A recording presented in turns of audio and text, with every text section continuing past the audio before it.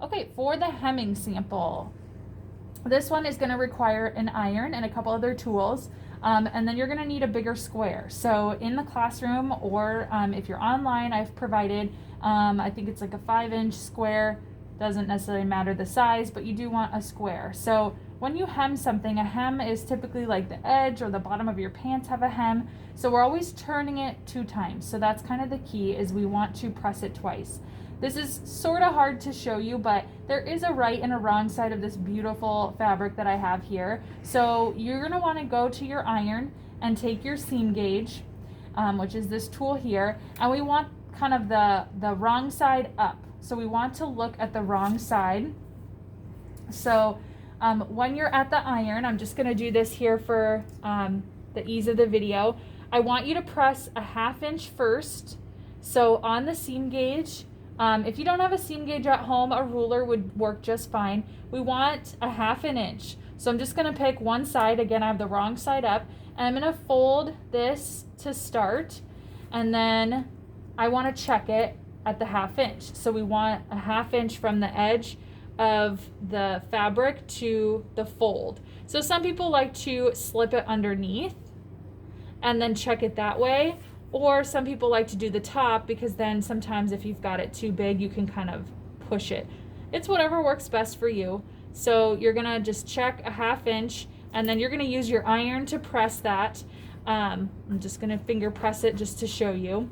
And then you'll do it in stages. So kind of check the 1/2 inch all the way down, press it with your iron. Then with a hem, you always do it 2 times. So I'm going to fold that same edge in again, and then I'm going to slide the dial to do 1 inch. So I'm going to slide that back and line that up with the 1 inch.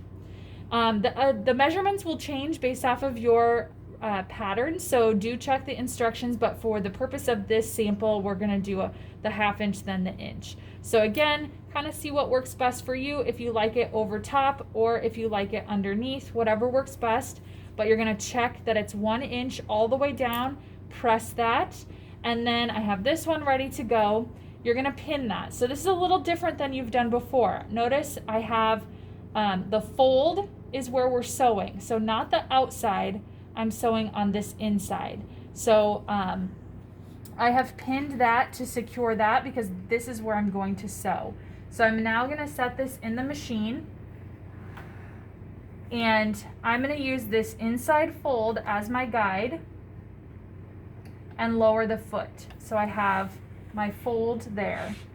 So I'm going to start back stitch and then continue watching that fold.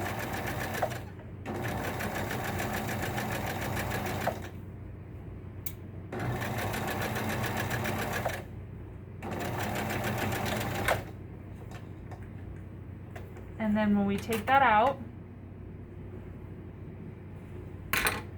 show you what that looks like. So we want it to be a 1/4 inch from this edge, because what that did is it secured that down. If you go from the outside fold, which is kind of what we're used to with all these other samples, the whole thing is going to open up and it really just defeats the purpose. So make sure that it has secured it down, and we can't pull it out. We can't see that raw edge. It just secured it down. So then that will go on the hem sample. I do want to see the wrong side up so that I can see this stitch when you submit that. So fill out your summary and then submit that on Canvas.